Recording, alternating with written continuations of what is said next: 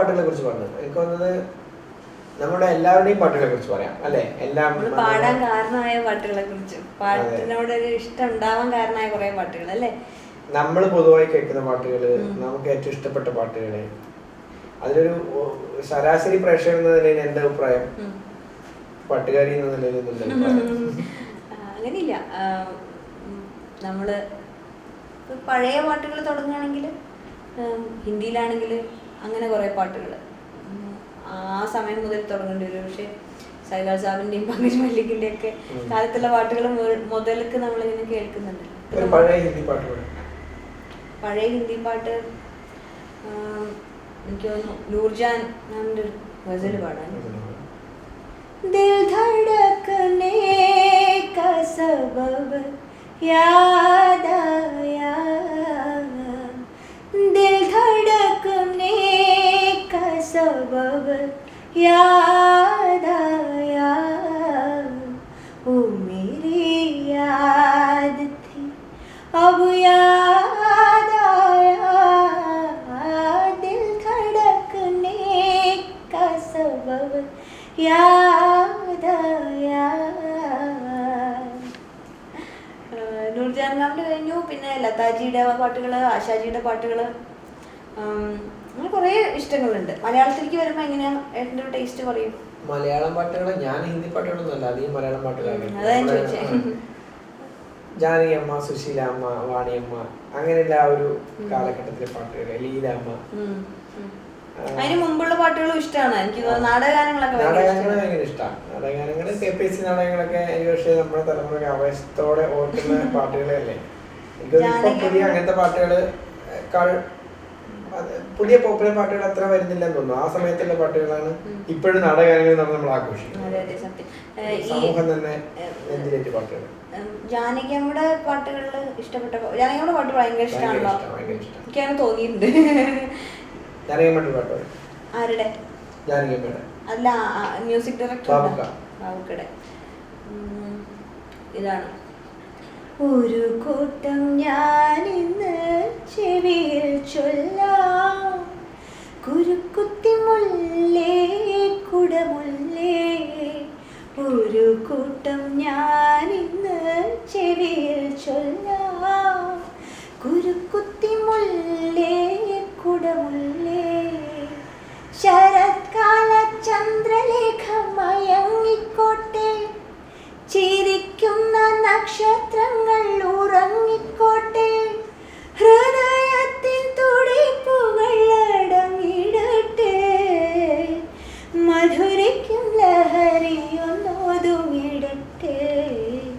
ഒരു കൂട്ടം ഞാൻ ഇന്ന് ചെവിയിൽ ചൊല്ലാം, കുരുക്കുത്തി മുല്ലേ കുടമുല്ലേ. ബാബുക്കയുടെ പാട്ടുകൾ പോലെ തന്നെ ഭയങ്കര ഇഷ്ടമാണ് ദേവരാജ മാഷ് പാട്ടുകള്, അർജുന മാഷ് പാട്ടുകള്, സ്വാമിയുടെ പാട്ടുകള്, കൃഷ്ണമൂർത്തി സ്വാമിയുടെ പാട്ടുകള്, രാഘവ മാഷ് പാട്ടുകള്. രാഘവ മാഷ് പാട്ടുകളെ കുറിച്ച് പറഞ്ഞ സമയത്ത് നമ്മൾ രാഘവ മാഷ് കണ്ടത് അല്ലേ ഞങ്ങൾ രണ്ടുപേരും ഒന്നിച്ച് തലശ്ശേരി മാഷ് വീട്ടിൽ പോയി ഒരു ഫുൾ ഡേ മാഷ് കൂടി ഉണ്ടായിരുന്നു. ശരിക്കും മാഷ് ഈ ഒരു 98-ാമത്തെ 9-ാമത്തെ വയസ്സിലാണ് നിൽക്കുന്നത്. എങ്ങനെയാ നമ്മളിങ്ങനെ ഓരോ നിമിഷവും നമ്മളിങ്ങനെ ചെറുതായി ഇല്ലാണ്ടാവണമാതിരി തോന്നും. ഒരുപക്ഷെ ചെറുതായിട്ടൊക്കെ എവിടെയെങ്കിലും അഹങ്കാരത്തിന്റെ അംശം ആർക്കെങ്കിലൊക്കെ ഉണ്ടാവുണ്ടെങ്കിൽ മാഷിന്റെ അടുത്ത് പോയിരുന്നിട്ടുണ്ടെങ്കിൽ അതൊക്കെ ഇങ്ങനെ ഇല്ലാതെയായി കുറെ നമ്മള് പ്യൂരിഫൈഡ് ആയിട്ട് പുറത്തേക്ക് വരാം. ഒരു മ്യൂസീഷ്യനിൽ മാത്രമല്ല, ഒരു വല്ലാത്തൊരു വളരെ സിമ്പിൾ ആയിട്ടുള്ള ഒരു ഹ്യൂമൻ ബീയിങ് ആണ്. സ്നേഹവും വാത്സല്യവും അത് മാത്രമാണ് മാഷയുടെ ശരീരത്തിലും മനസ്സിലും മുഴുവൻ തോന്നും മാഷെ കാണുമ്പോൾ. പിന്നെ മാഷയുടെ പാട്ടുകളിൽ എനിക്ക് ഈ പാട്ടൊക്കെ ഞാൻ ആലോചിക്കും. നീയല്ലാതാരുണ്ടെനിക്കു നിത്യം നിത്യം കത്തെഴുതാൻ, നീയല്ലാതാരുണ്ടെന്നുടെ കുടിലിൽ ഒരു നാൾ കുടി വയ്ക്കാൻ. അതിൽ ഈ വരികളിൽ ഞാൻ വളർത്തിയ കൽബിലെ മോഹം പോത്തുപോലെ വളർന്നല്ലോ, ഞാൻ കാത്തു കാത്തു കുഴഞ്ഞല്ലോ. ഞാൻ വളർത്തിയ കൽബിലെ മോഹം പോത്തുപോലെ വളർന്നല്ലോ, ഞാൻ കാത്തു കാത്തു കുഴഞ്ഞല്ലോ. ചന്തയിൽ ഇന്നലെ വന്നില്ലല്ലോ, രണ്ട് വാക്ക് പറഞ്ഞില്ലല്ലോ, നീയല്ലാതാ കത്തെഴുതാൻ. അയ്യോ സോ ബ്യൂട്ടിഫുൾ. അന്ന് എല്ലാ പാട്ടുകളും ഇങ്ങനത്തെ പാട്ടുകളാണ് ഉണ്ടായിക്കൊണ്ടിരുന്നത്. ഓർമ്മയില്ല ഭാസ്കരൻ മാഷയുടെ ഇങ്ങനത്തെ വരികൾ കൂടി ആകുമ്പോഴേ പോസ്റ്റ് മോഡേൺ അല്ലേ തീർച്ചയായിട്ടും. പിന്നെ പിന്നെ പിന്നെ പിന്നെ ആ ഒരു കാലഘട്ടം കഴിഞ്ഞിട്ട് പിന്നെ ഓഫ് കോഴ്സ് നമുക്ക് ജോൺസൺ മാഷ്, രവീന്ദ്ര മാഷ്, ഔസേപ്പച്ചൻ സാറിൻ്റെ പാട്ടുകൾ, ശ്യാം സാറിൻ്റെ പാട്ടുകൾ, ജെറി അമൽദേവ് സാറിൻ്റെ പാട്ടുകൾ. രവീന്ദ്ര മാഷിൻ്റെ പാട്ടിൽ ഏതാ ഇഷ്ടം? രവീന്ദ്ര മാഷിന്റെ പാട്ടുകൾ ഒക്കെ ഇഷ്ടം, പറയാൻ പാടാൻ തൊടാൻ പറ്റാത്ത പാട്ടുകൾ. ഞാനത് ആലോചിച്ച ഇഷ്ടം പറഞ്ഞാൽ ഞാൻ എങ്ങനെ പാടും എന്നായിരുന്നു. ഒരു പക്ഷെ ചിത്ര ചേച്ചി പാടിയിട്ടുള്ള, ചിത്ര ചേച്ചിയും ദാസാറിന്റെയും അല്ലേ ഒരു ഒരു മ്യൂസിക്കൽ ഡിസൈനുകൾ എന്നുള്ള രീതിയിൽ ഭയങ്കര എന്താ പറയാ ഒരുപാട് അങ്ങനത്തെ ക്രിയേഷൻസ് ആയിരുന്നു. കോമ്പറ്റീഷനൊക്കെ സാധാരണ പോയി മത്സരകാലത്തൊക്കെ ചിത്രേശ്വര പാടി തൊടിയിലേതോ പൊന്നാനിലിമേ പുലരി വെയിലൊളി പൂക്കാവടിയാടി തിരുതില്ലാന തിമില തകിലോടു പാടി.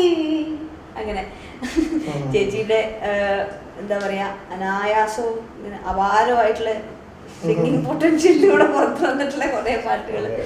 ചേച്ചിക്ക് മാത്രം സാധ്യമാകുന്ന ഒരു പ്രത്യേക ഹ്യൂമൻലി പോസിബിൾ അല്ലാത്തൊരു പെർഫെക്ഷനും ചേച്ചിയുടെ. ഇത് പറയുമ്പോഴാണ് ഞാൻ ആലോചിക്കുന്നത്, ഞാൻ സിത്താറിനെ പരിചയപ്പെടുന്ന കാലം മുതലേ പാട്ടിന്റെ കാര്യം പറഞ്ഞാൽ എന്താ പറയാ ദാസാർ എന്ന് പറയുന്ന ഒരു വാക്ക് പറയുമ്പോൾ തന്നെ ഒരു ദൈവത്തിന് തുല്യമായിട്ടുള്ള സാധനമാണ് സിത്താരെ കൊടുക്കാറുള്ളത്. അത് എപ്പോഴും ഏറ്റവും ഇഷ്ടപ്പെട്ട പാട്ട് എന്ന് വെച്ചാൽ ദാസാറിനെ കുറിച്ച് പറയാറുള്ളൂ. എനിക്ക് മാത്രം, എനിക്ക് എന്റെ ഫാമിലിന്ന് കിട്ടിയിട്ടില്ല തോന്നുന്നു. അങ്ങനെ ഉണ്ടാവുമല്ലോ ചില ഇഷ്ടങ്ങള്. എന്റെ വീട്ടിലെല്ലാവർക്കും യേശുദാസാറിന്റെ പാട്ടുകളോട് ഒരു ഭക്തി കലർന്നിട്ടുള്ള സ്നേഹമാണ്. അങ്ങനത്തെ ഒരു ഇഷ്ടമാണ്. ബഹുഭൂരിപക്ഷം മലയാളികളെയും പോലെ. സാറിന്റെ ജാനകി അമ്മയും കൂടി പാടിയിട്ടുള്ള പാട്ട് അസ്തമന കടലിൽ പാടും.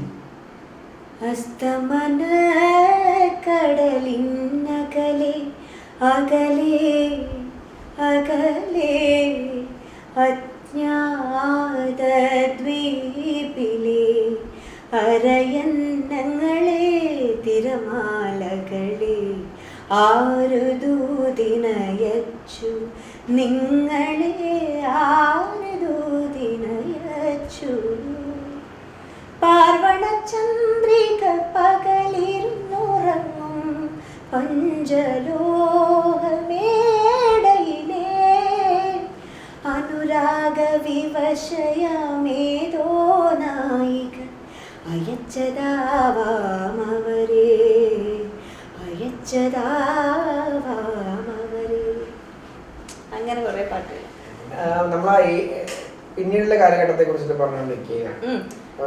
ജോൺസൺ മാഷിന്റെ പാട്ടുകളിൽ ഒരുപാട് പാട്ടുകളുണ്ട്. അത് ആ കാലത്ത് കുറെ സിനിമകളും അങ്ങനെയായിരുന്നു. പത്മനാഭ സാറിന്റെ കുറെ സിനിമകള്, അതും അവരിങ്ങനെ ഈ പരസ്പരം സിനിമയും പാട്ടും ഇങ്ങനെ കോംപ്ലിമെന്റ് ചെയ്ത് നിൽക്കുന്നതേ എൻ്റെ ആറാറുകളായിരുന്നു.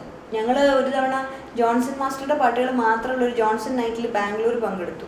അന്ന് ജോൺസൺ മാസ്റ്ററുടെ കൂടെ സഹകരിച്ചിരുന്ന മ്യൂസിഷ്യൻസ് ആയിരുന്നു അന്ന് ഓർക്കസ്ട്ര എല്ലാം പ്ലേ ചെയ്തിരുന്നത്.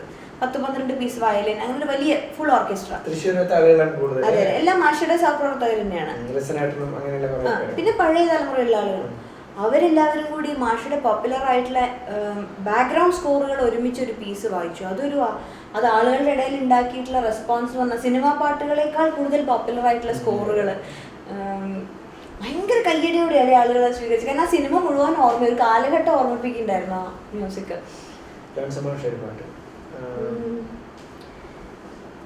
ഏതോ ജന്മകൽപ്പനയിൽ ഏതോ ജന്മവീഥികളിൽ എങ്ങും നീ വന്നു. ഒരു നിമിഷം ഇന്നൊരു നിമിഷം വീണ്ടും നമ്മളൊന്നായി. ഏതോ ജന്മകൽപ്പനയിൽ ഏതോ ജന്മവീഥികളിൽ. അങ്ങനെ പിന്നെ എം.ജി. രാധാകൃഷ്ണൻ സാറിൻ്റെ പാട്ടുകൾ, അതും ഈ പറഞ്ഞ മാതിരി ബ്യൂട്ടിഫുൾ ആയിട്ടുള്ള കുറേ കോമ്പോസിഷൻസ്. ഔസേപ്പച്ചൻ സാറിൻ്റെ പാട്ടുകൾ ഔസേപ്പച്ചൻ സാറിന് വേണ്ടി പാടാൻ ഭാഗ്യം ഉണ്ടായി. അതൊരു വലിയ കാര്യം. എം ജി രാധാകൃഷ്ണൻ സാറിൻ്റെ പാട്ടുകൾ ഓർമ്മയില്ലായിരുന്നു. സാർ അവസാനമായിട്ട് കമ്പോസ് ചെയ്ത് വെച്ചിട്ട് ഒരു സിനിമയ്ക്ക് വേണ്ടി അല്ലാണ്ട് നോൺ ഫിലിം സോങ്സിൻ്റെ ഒരു ആൽബം അദ്ദേഹം കമ്പോസ് ചെയ്ത് വെച്ചിട്ടുണ്ടായിരുന്നു. പിന്നീട് അദ്ദേഹം നമ്മളൊക്കെ വിട്ടു പിരിഞ്ഞ് പോയതിന് ശേഷമാണ് അത് മാർക്കറ്റിൽ എത്തിയത്. അപ്പോൾ അത് പാടാനുള്ളൊരു ഭാഗ്യം ഉണ്ടായിരുന്നു. അതെ അതെ, അത് വലിയൊരു എന്താ പറയുക, വലിയൊരു അനുഗ്രഹമാണ്. ആ ഫാമിലി ആയിട്ട് അങ്ങനെ ഒരു അടുപ്പുണ്ടായി, പത്മജാൻറ്റി ആയിട്ടുള്ളൊരു ഒരു വലിയ സ്നേഹം തോന്നുന്നവരെ കാണുമ്പോൾ. പിന്നെ പുതിയ പുതിയ പാട്ടുകളെത്തി.